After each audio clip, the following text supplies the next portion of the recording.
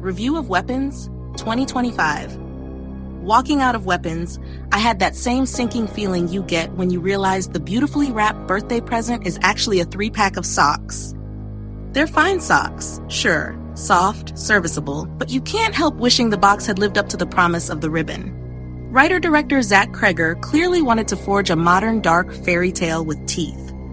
Unfortunately, the film keeps gnawing on its own tail, unsure whether it wants to be a horror fable, a supernatural mystery, or an arthouse mood piece trying to out A24. The film kicks off with a cracking opening sequence, bold, mysterious, and dripping with atmosphere. For a few minutes, I thought I might be in for the next Pan's Labyrinth via the Babadook, and I settled in with the eagerness of a film buff who thinks he's about to discover a cult classic before the rest of the world catches up. But around the halfway point, that early promise had thinned into something altogether more awkward. It's as if the script took one look at the road ahead, shrugged, and wandered off in search of a different genre. The core problem is character. You can bend reality into pretzel shapes if you want. Fairy tales have been doing it for centuries, but the people in the middle of the madness have to feel alive. They have to make us believe, even when the plot doesn't. Here, the parents of a missing class of children spend more time attacking the teacher than actually looking for their kids. If this is social commentary, it's about as subtle as being hit over the head with a frying pan. And if it's meant to reflect the state of modern America, well, let's just say I've seen subtler political nuance in Gremlins 2.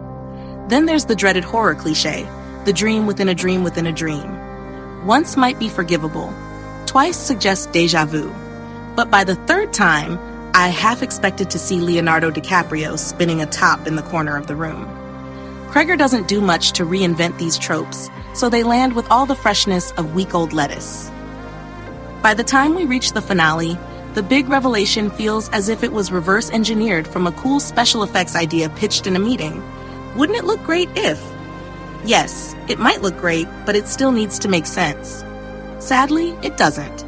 The climax veers from the silly to the downright ludicrous, and not in the fun, Evil Dead 2 kind of way. The direction is actually the film's secret weapon. No pun intended, though it's tempting. Cregger composes some visually gorgeous scenes, eerie silhouettes, beautifully framed interiors, and a color palette that dances between grim reality and fairy tale dreamscape. Now and then he conjures moments of genuine menace, such as the parents looming motionless in a darkened living room. But these moments are fleeting. Here 1 second, gone the next, like a ghost who suddenly remembers they left the kettle on. Pacing is the bigger issue. Scenes overstay their welcome like party guests who keep saying they're leaving, but wander back to the kitchen for one last drink. Tension fizzles more often than it ignites, and the film never quite decides whether it wants to chill your blood or just give you something pretty to look at. As for performances, the cast do what they can, but they're swimming against the undertow of thin character writing.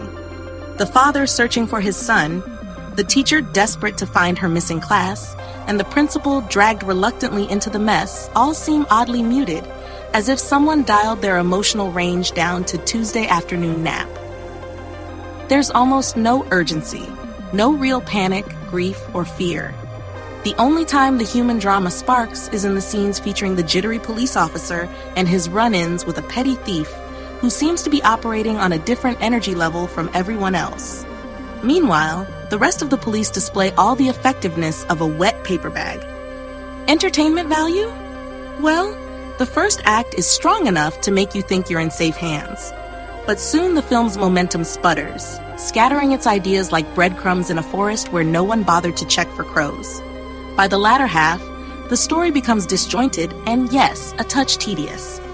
I'd rather rewatch the Star Wars Holiday Special tedious, but certainly, maybe I'll check my phone tedious. I wish I liked Weapons more. I really do. It has talent behind it, a cracking concept, and moments of genuine craft. But like too many modern fairy tale horrors, it promises enchantment and delivers confusion. If you're new to the genre or stuck indoors on a grim winter afternoon, you might find enough visual flair to keep you watching. But if you want something that marries folklore, emotion, and fear with real finesse, I'd steer you towards something like The Long Walk, which handles its supernatural elements with far more maturity and heart. In the end, Weapons is a film I wanted to champion, but sometimes the slipper just doesn't fit.